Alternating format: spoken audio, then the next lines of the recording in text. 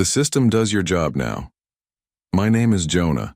I am 47 years old and I spent the last 20 years building the automation infrastructure at Velridge Studios in Portland, Oregon. I sat across from Gregory in the conference room while he leaned back in his chair with his arms crossed. He wore that smug expression I had seen him practice in Reflections. "Nothing personal, just efficiency," he said. He actually laughed. I had written every line of code that kept the company running, every integration, every workflow, every automation script that saved them millions annually. Gregory knew this because I trained him when he transferred from sales 3 years ago. Back then he asked me questions like a student. Now he sat in the director's chair and told me I was obsolete. "We appreciate your service," he continued, sliding the severance packet across the table. "But technology moves forward.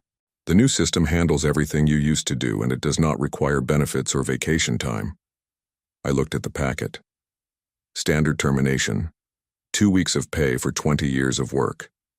I had built their entire digital backbone, and they were handing me grocery money. "I understand," I said. He blinked. He expected anger or tears or begging. I gave him nothing.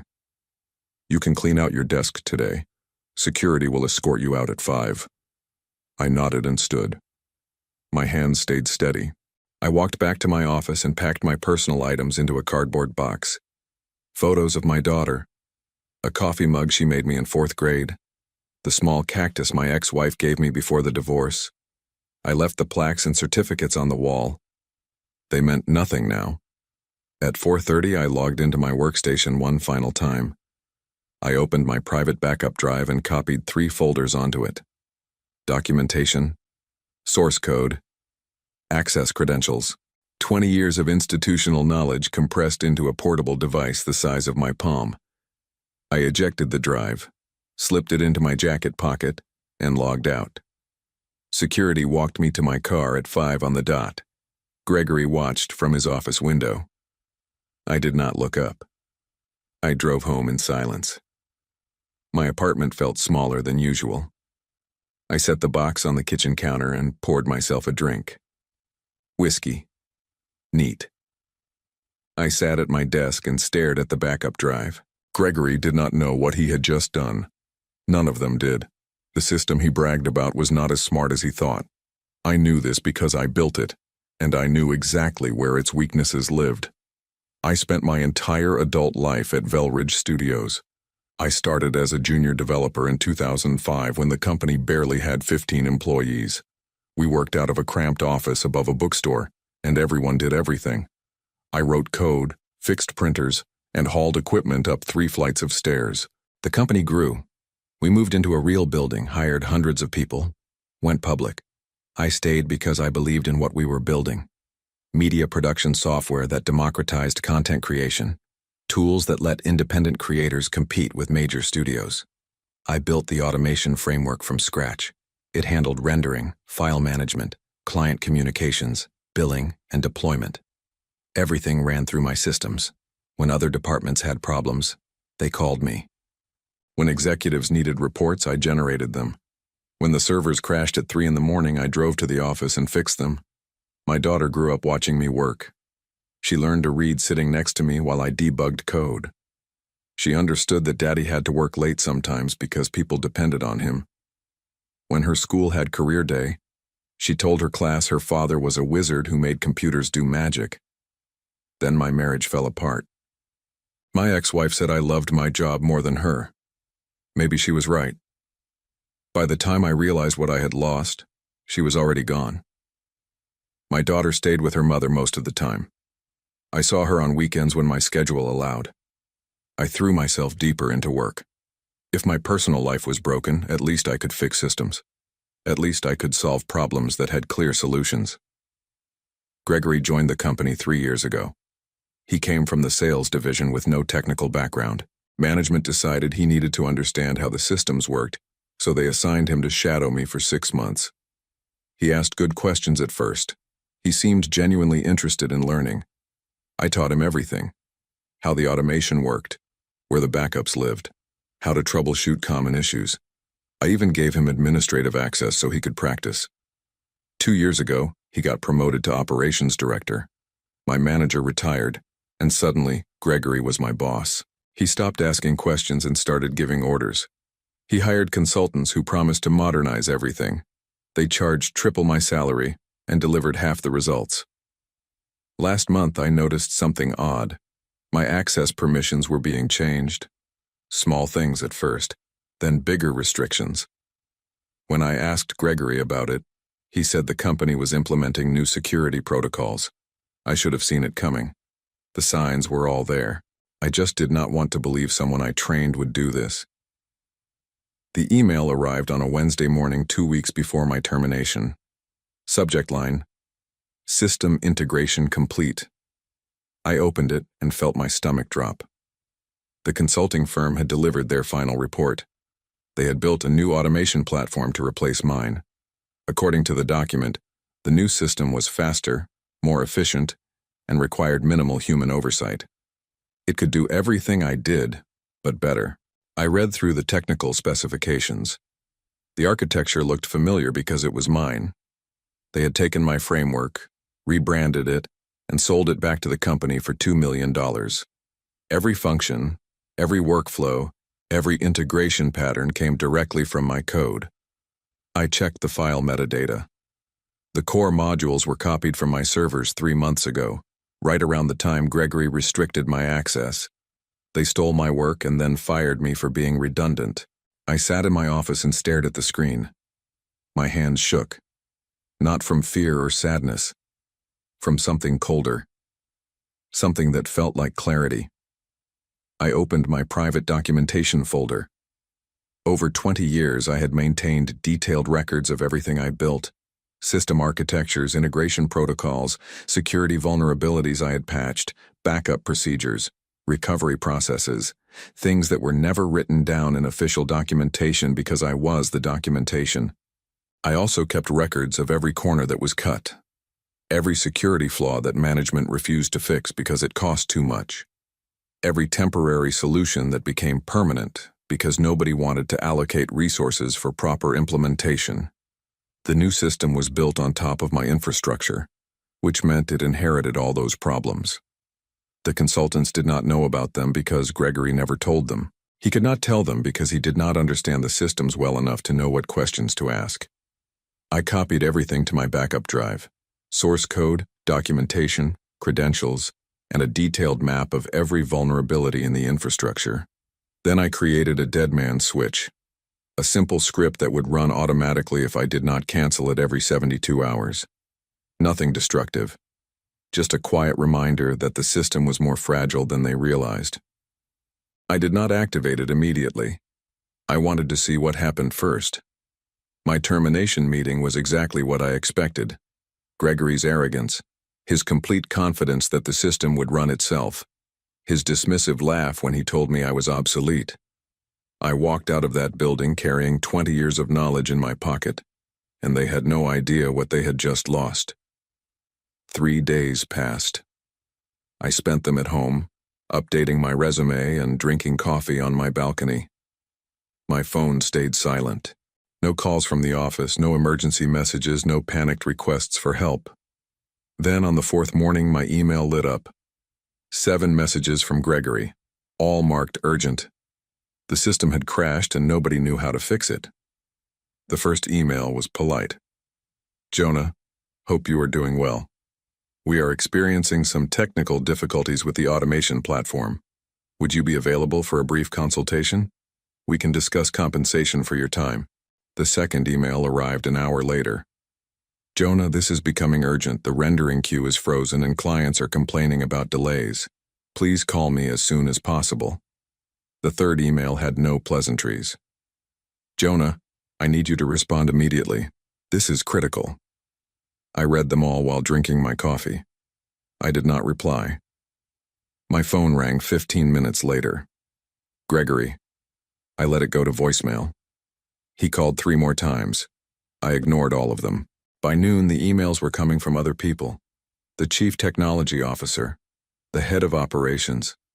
Even the chief executive officer sent a message asking if I could come in to help resolve some technical issues. I spent the afternoon researching job opportunities. Several companies were hiring senior automation engineers. I had interviews scheduled for next week. My severance would last another 10 days, and then I needed income. My daughter had college expenses coming up. The emails kept arriving. Gregory's messages became increasingly desperate. Jonah, please, whatever you want. Name your price. We need your help. I finally replied at 5 in the evening. I am no longer employed by Velridge Studios. Perhaps the system that replaced me can fix itself. His response came back in seconds. This is not a joke. We have major clients threatening to leave. Projects are completely stopped. I am asking you to be professional about this. Professional. That word coming from him made me laugh out loud.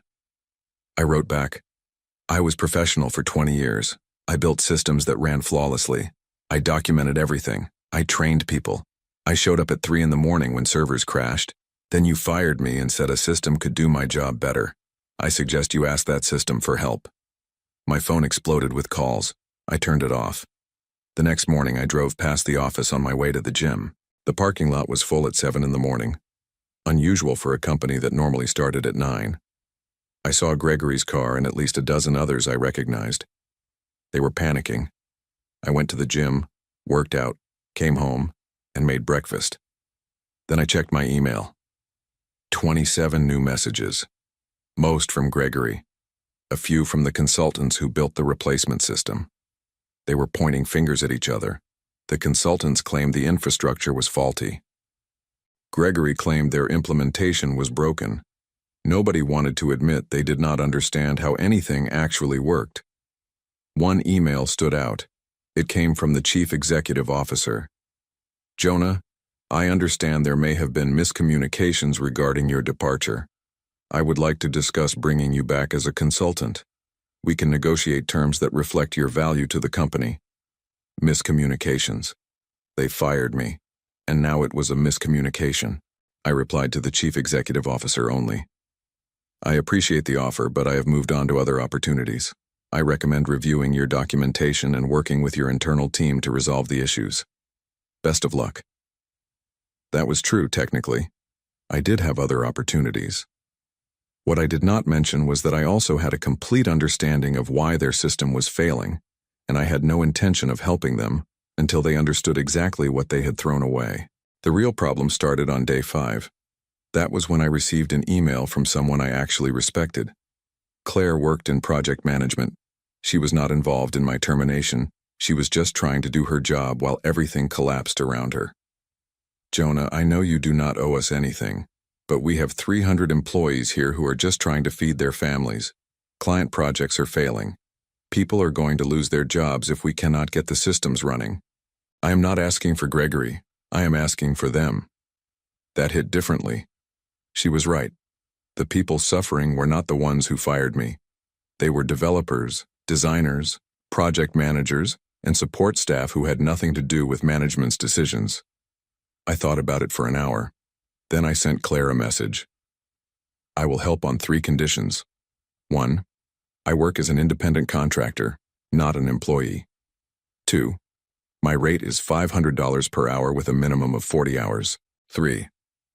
Gregory is not involved in any capacity. He does not attend meetings, he does not receive reports, and he does not contact me. If he breaks this rule even once, I walk. Her response was immediate. Done. When can you start? I arrived at the office the next morning. Security had to call upstairs because my badge no longer worked. Claire met me in the lobby with a visitor pass and walked me to a conference room. The technical team was already there. 8 people sitting around a table looking exhausted. I recognized most of them.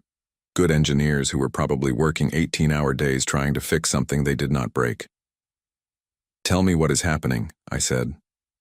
They took turns explaining. The automation platform was experiencing cascading failures. Jobs would start, but never complete. The rendering queue was backed up by thousands of tasks. Client files were corrupted. Backup systems were not restoring properly. Every fix they attempted made something else break. I listened without interrupting. Then I asked to see the system architecture documentation.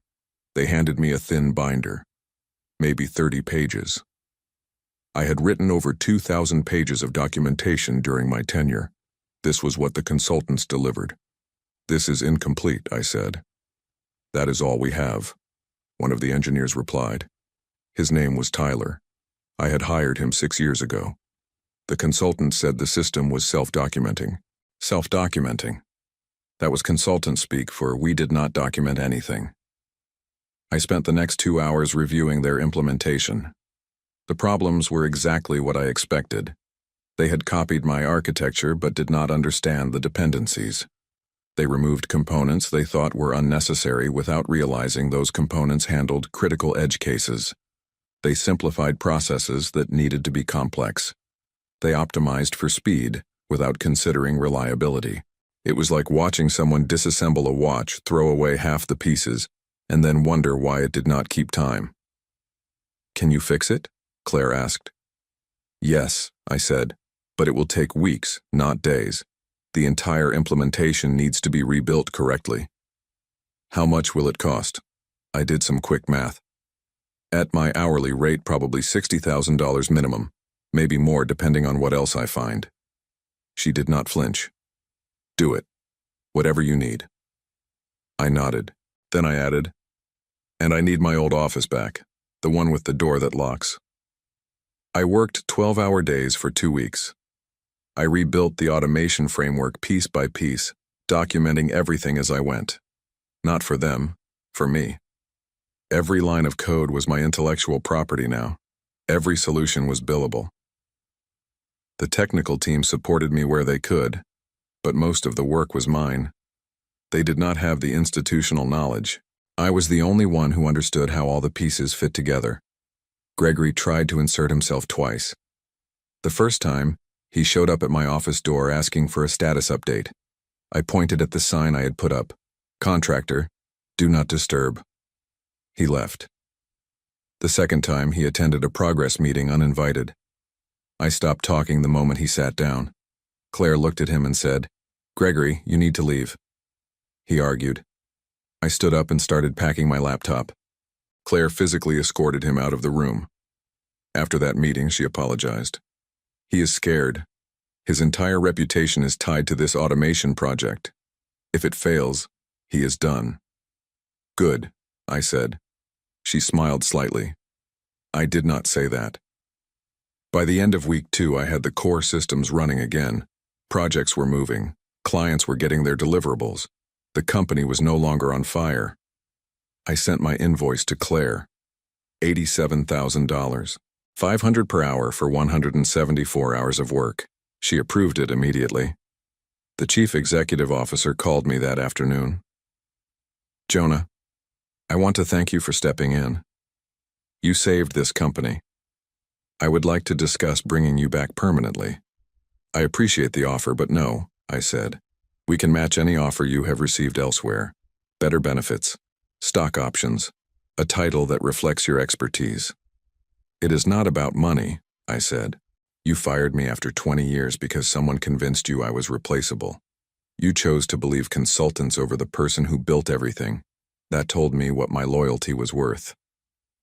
He was quiet for a moment. "Gregory made a mistake. We see that now.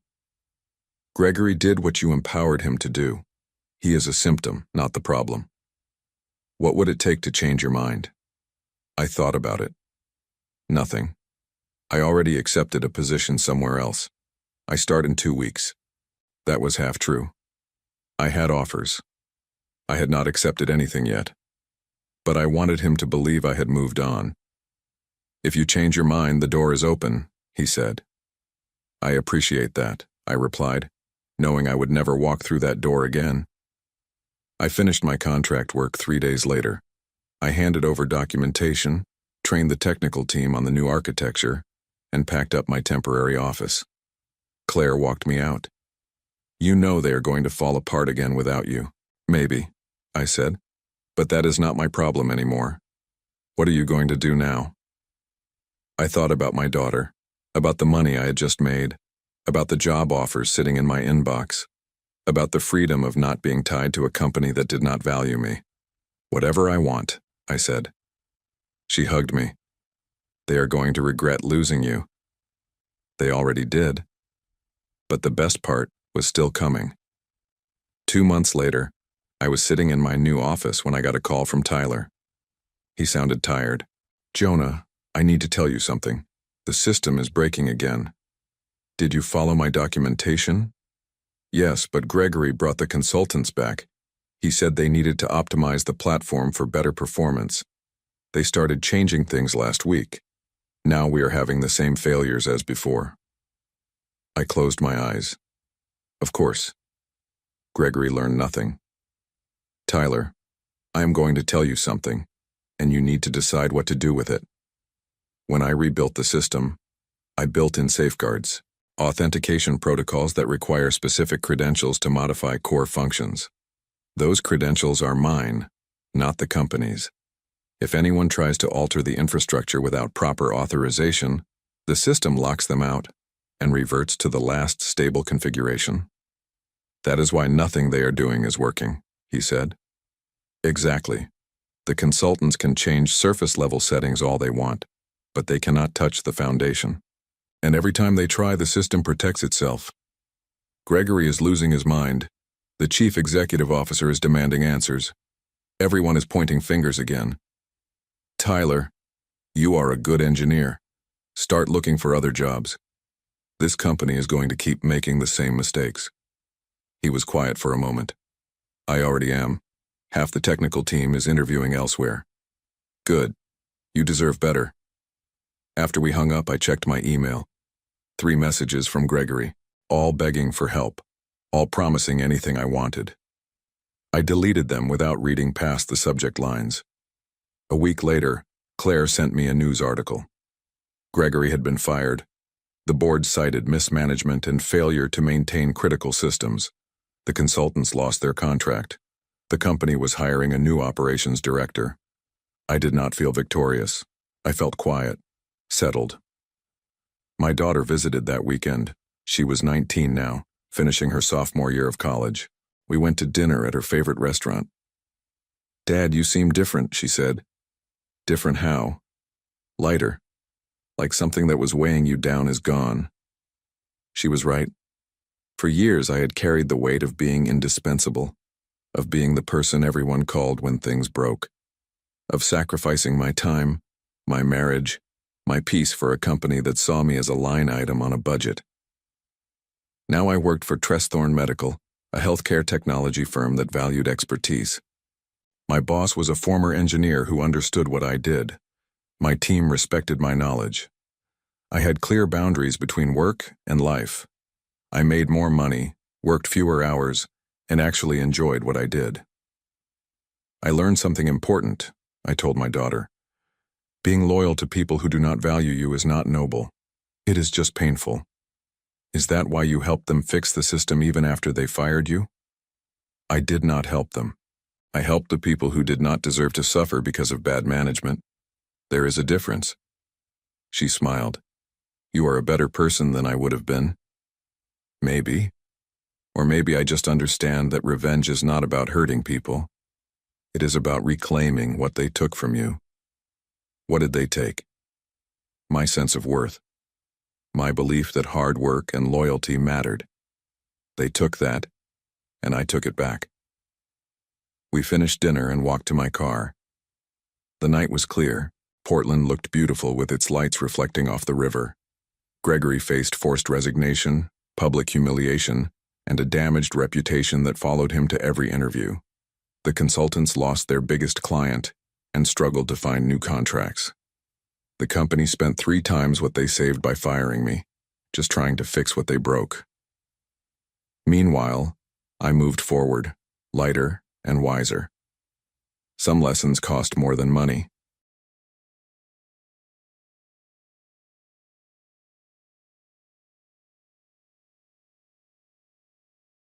The email came through at 3 p.m. on a Tuesday. My name is Dylan, 45 years old. I own a commercial refrigeration repair business in Salt Lake City, Utah. Been married to Gabriella for 8 years. Good years, I thought. At least until she left for Peru 3 weeks ago to find herself at some ayahuasca retreat. The subject line said, We need to talk. I opened it standing in my garage, grease still under my fingernails from fixing a walk-in cooler at a restaurant downtown. The first line made me laugh out loud. I'm done. I'm going to take what's mine, or including your investments and your mother's golden rings. I read it twice. Then I set my phone down on the workbench and stared at the wall for a minute. My mom died 4 years ago. Those rings were the only things I had left of her. 2 simple gold bands she wore every day of her life. Gabriella knew what they meant to me. I picked up the phone and typed back, "You might want to double check with your spiritual guide before doing that." Hit send, went back to work. But something gnawed at me the rest of the day. Gabriella and I had problems, sure. Every marriage does. She wanted more spontaneity. I wanted more stability. She thought I worked too much. I thought she spent too much. Normal stuff. Or so I believed. 3 months ago, she started going to these meditation classes. Then it was yoga retreats on weekends.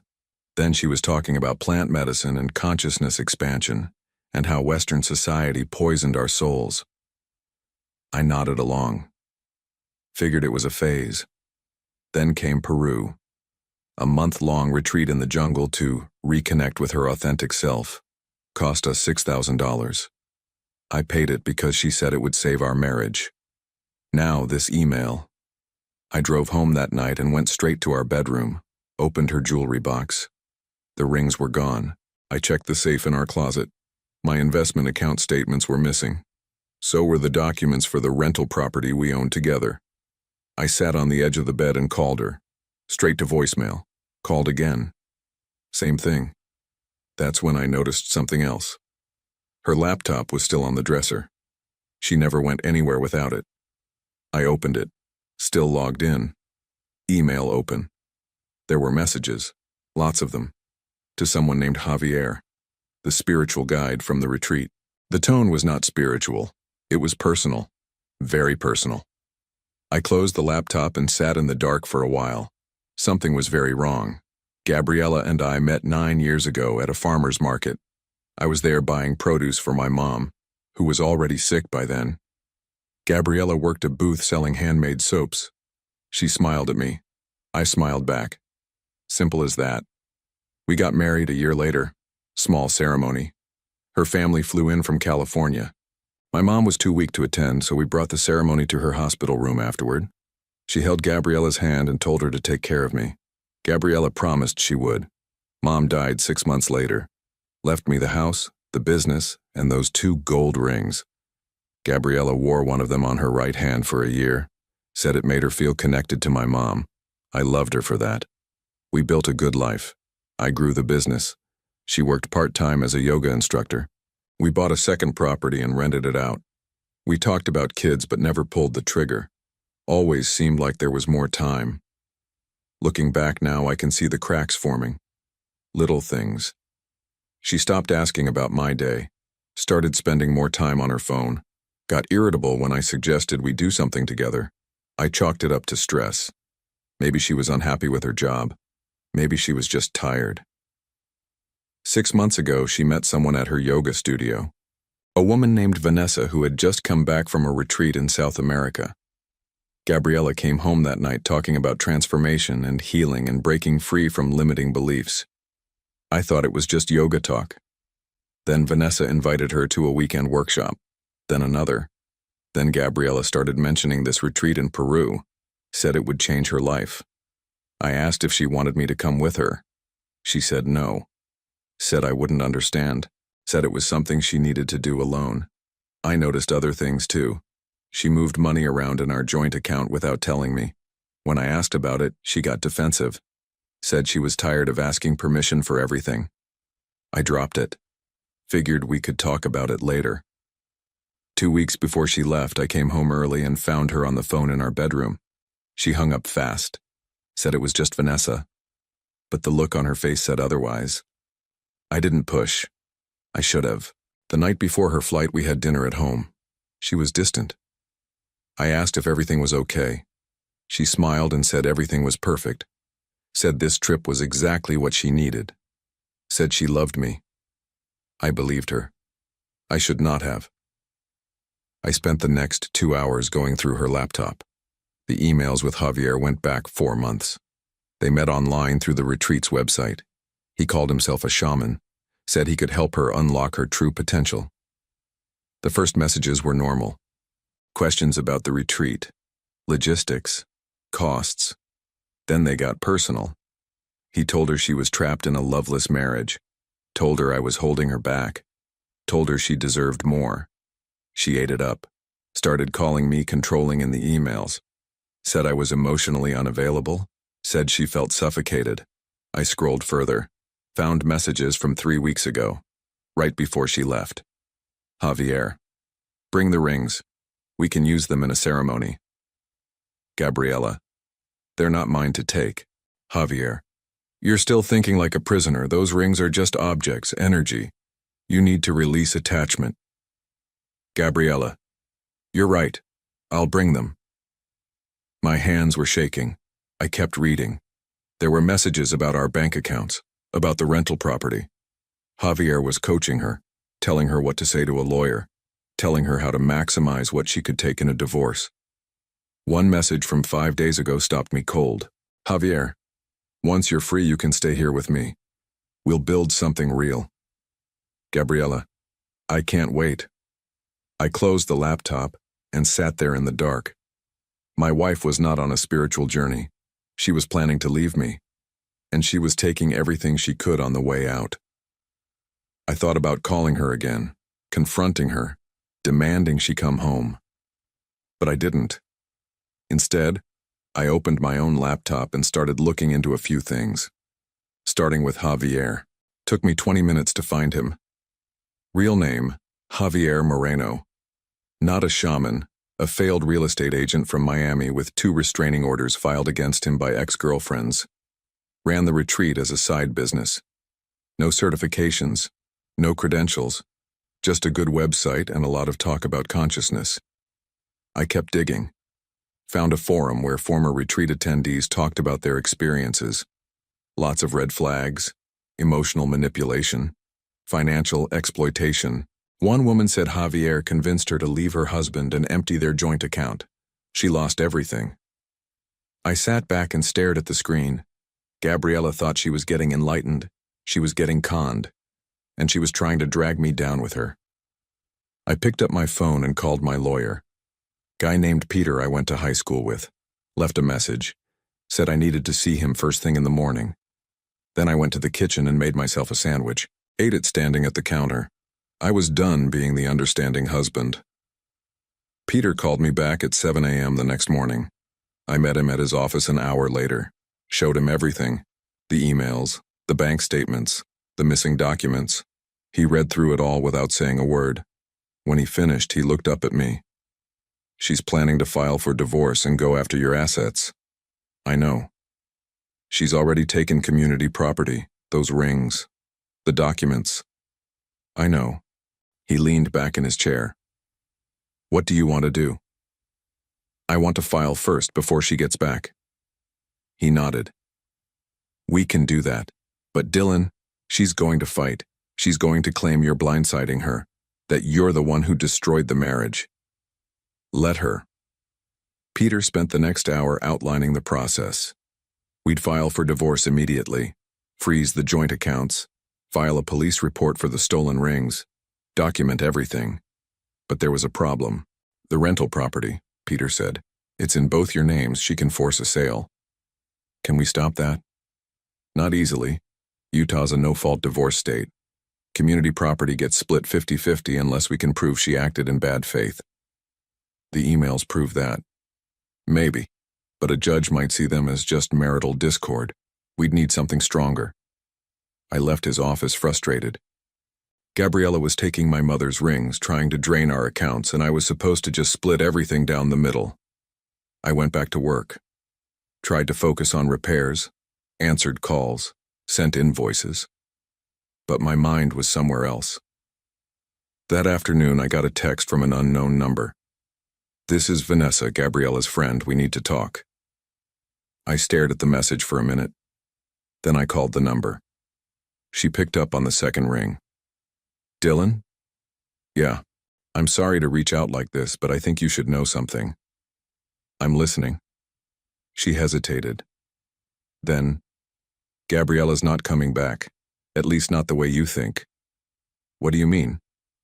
Javier's been doing this for years. He targets women, tells them they're trapped, convinces them to leave their husbands and bring money with them. Then he takes everything and moves on to the next one. My grip tightened on the phone. Why are you telling me this? Because I almost fell for it too, 3 years ago. I lost $30,000 before I figured out what was happening. When Gabriella started talking about him, I tried to warn her. She didn't listen. Where is she now? Still at the retreat, but she's planning to stay in Peru. Javier told her they're going to open a new retreat together. She's supposed to wire him money next week. $50,000. 50,000? Your investment accounts. She has the login information. I closed my eyes. How do you know all this? She told me last week. Before she left. She was excited. Thought she was starting a new life. I didn't say anything. Vanessa's voice softened. I'm sorry, Dylan. I know this is a lot, but I thought you deserved to know. Thank you. I hung up and sat in my truck for a long time. Gabriella thought she was running toward freedom. She was running toward a scam artist who was going to take everything she had, and she was willing to destroy me to give it to him. I called Peter back. I need you to freeze everything now. Already working on it. Good, because I'm not done yet. I spent the next 3 days digging into Javier's operation. Found more former clients who got burned. One woman lost $60,000. Another lost her house. All of them told the same story. Javier promised transformation, delivered exploitation. I also found something interesting. Javier was not operating legally in Peru. No business license, no permits, just a rented property in the jungle and a lot of talk. I reached out to one of the women who lost money. Her name was Claire. She lived in Oregon. We talked on the phone for over an hour. He has a pattern, she said. He isolates you from your family, tells you they don't understand. Then he asks for money. Small amounts at first, then bigger. By the time you realize what's happening, you're broke and stranded. Did you ever get your money back? No, he disappeared, changed his name, started a new retreat in Costa Rica. So he's done this before. Multiple times. He's a con artist with a spiritual twist. I asked her if she'd be willing to talk to my lawyer. She said yes. Peter put together a file. We had emails, bank records, testimonies from former clients, proof that Javier was running a scam. But we still had a problem. Gabriella was an adult. She made her own choices. Unless we could prove she was coerced or defrauded, there was not much we could do to stop her from sending him money. I needed a different approach. That night I went back through her laptop, found her email password saved in the browser, logged into her account on my phone, started watching. 2 days later, an email came through from Javier. Transfer $50,000 tomorrow. I found the perfect property for our retreat. We need to move fast. Gabriella replied, I'll do it first thing in the morning. I sat there staring at the screen. $50,000. My money. Money I earned fixing refrigerators in the middle of the night. Money I saved for years. I opened my investment account, changed the password, transferred everything into a new account she didn't have access to. Then I waited. The next morning, I got a call from Gabriella. First time she'd called me in 3 weeks. Dylan, there's a problem with the investment account. I kept my voice calm. What kind of problem? I can't access it. That's strange. Did you try resetting the password? I did. It's not working. Maybe there's a technical issue. I can look into it when I get home tonight. Silence on the other end. Then, I need access to that account today. Why? Another pause. That's none of your business. It's our money, Gabriella. It's absolutely my business. She hung up. 10 minutes later, she called back. Angrier this time. You locked me out on purpose. I protected our assets. There's a difference. You have no right. I have every right. especially when you're planning to wire $50,000 to a con artist in Peru. Silence. How do you? I know everything, Gabriella. I know about Javier. I know about the emails. I know you took my mother's rings. I know you're planning to drain our accounts and disappear. I could hear her breathing on the other end. Fast. Panicked. You might want to double-check with your spiritual guide, I said.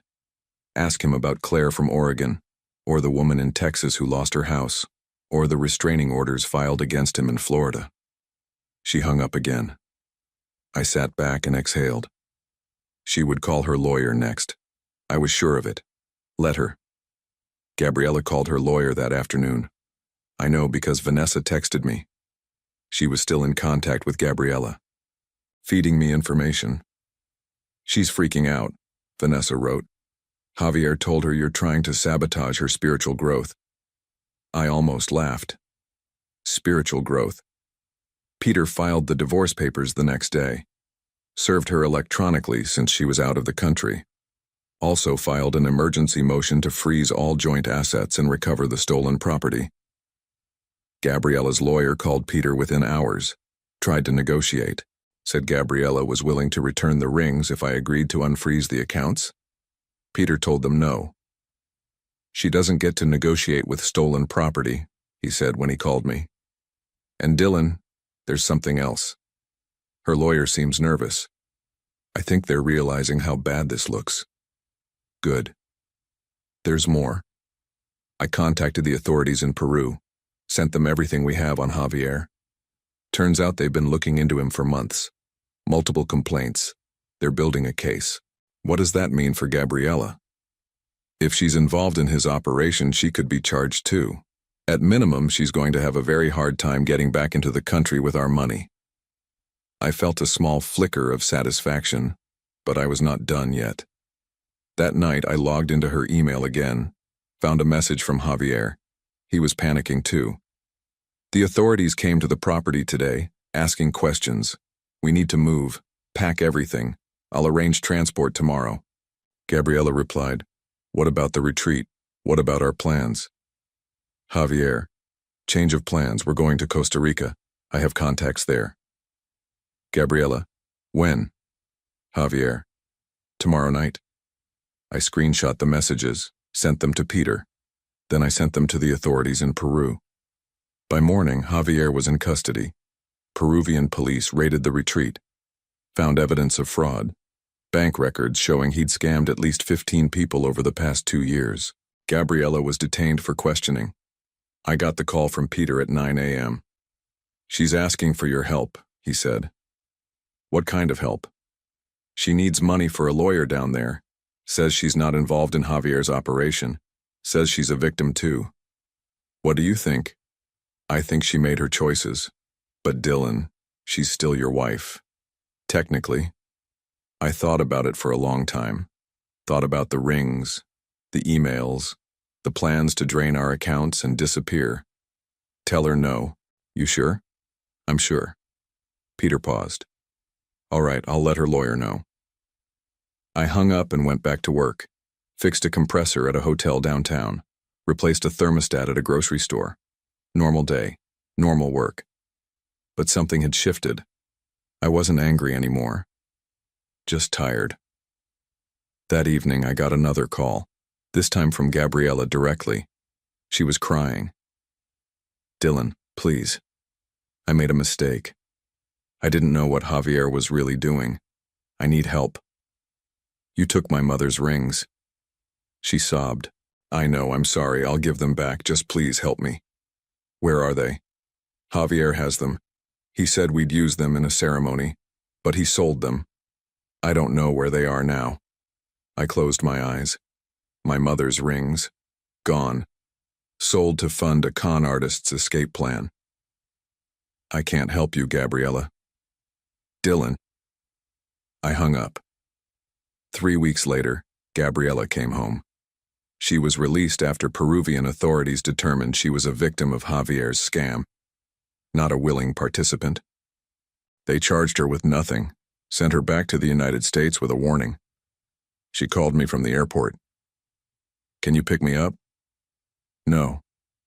Dylan, please, I have nowhere else to go. You have family in California.